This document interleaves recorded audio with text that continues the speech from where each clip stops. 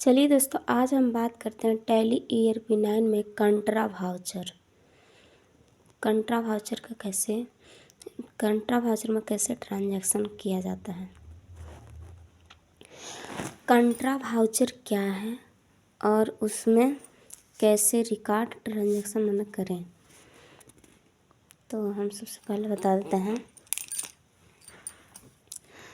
कंट्रा voucher जब cash account से party cash account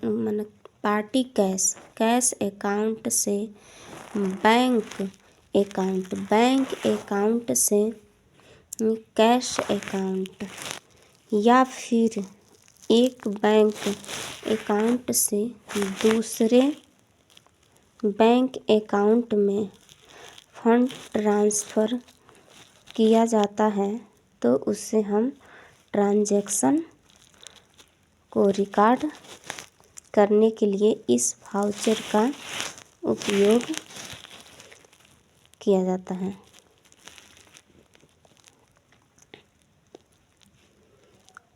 कंट्रा voucher में रिकॉर्ड किए जाने वाले transaction cash, party cash bank, cash bank. एक पहला ट्रांजैक्शन बताते हैं। 2 अप्रैल को हमने 20,000 रुपया स्टेट बैंक ऑफ इंडिया में नगद कैश जमा किया।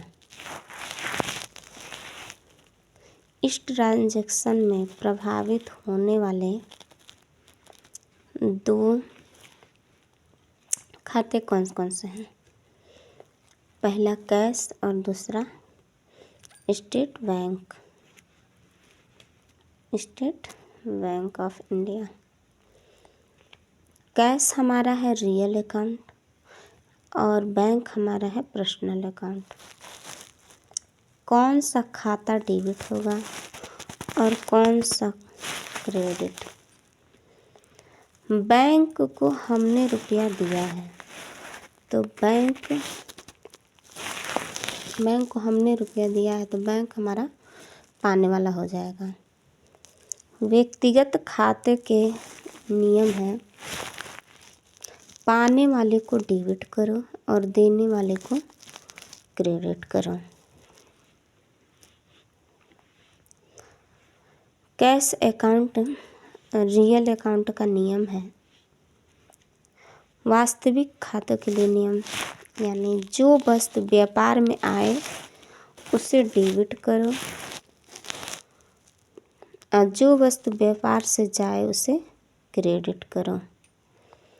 कंट्रा वाउचर में ट्रांजैक्शन रिकॉर्ड करने के लिए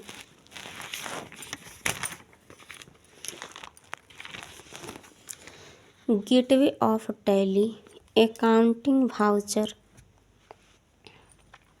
में कंट्रा वाउचर F4 शॉर्टकट है, उसको हम ओपन कर लेंगे।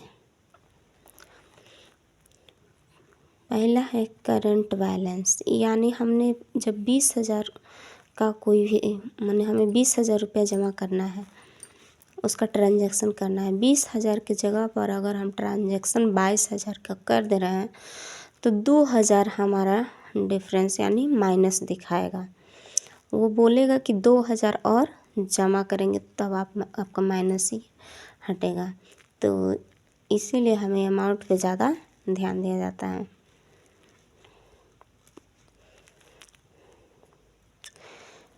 दूसरा हमारा है ट्रांजैक्शन 31 मई को हमने स्टेट बैंक ऑफ इंडिया से चेक द्वारा 5,000 नगद कैश निकाले। बैंक पहला खाता हुआ पर्सनल अकाउंट, बैंक हमारा पहला खाता हुआ पर्सनल अकाउंट और cash account real account. Personal account का रूल होता है, पाने वाले को डेबिट करो और देने वाले को क्रेडिट करो। तो बैंक रुपया दिया है, बैंक ने रुपया चेक के द्वारा क्या किया है, दिया है। तो इससे पर्सनल अकाउंट को क्रेडिट करेंगे और रियल अकाउंट को डेबिट करेंगे। हम देखते हैं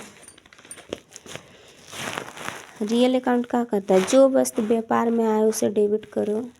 इसमें हमारा कैश आ रहा है इसीलिए हम इसको डेबिट करेंगे। और जो वस्तु व्यापार से जाए उसे क्रेडिट करो। हमने बैंक से रुपया निकाला, मतलब बैंक का बैलेंस कम होगा। हमारे पास कैश आया है, मतलब कैश अकाउंट बैलेंस बढ़ेगा। बैंक अकाउंट एसेट्स में आता है, यानी डिक्रीज हो रहा है, तो इसे हम क्रेडिट करेंगे। कैश अकाउंट एसेट में आता है, यानी इंक्रीज हो रहा है, तो इसे हम डेबिट करेंगे। अब दूसरा देखते हैं। 1 जून 2020 को हमने स्टेट बैंक ऑफ इंडिया के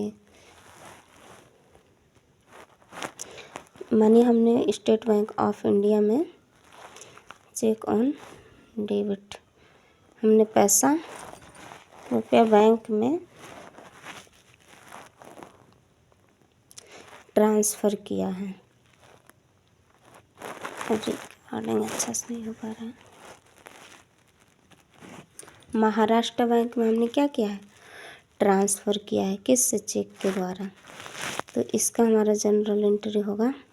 स्टेट बैंक ऑफ इंडिया हमारा पहला हो जाएगा पर्सनल अकाउंट, और बैंक ऑफ महाराष्ट्र ये भी हमारा पर्सनल अकाउंट ही होगा।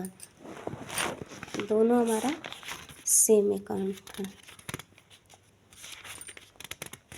तो इसका रूल हम बता देते हैं।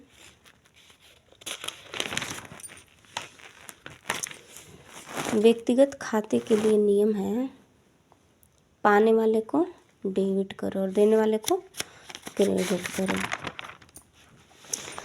तो हमारा जो स्टेट बैंक ऑफ इंडिया ये पर्सनल अकाउंट है, तो ये क्या होगा, क्रेडिट होगा।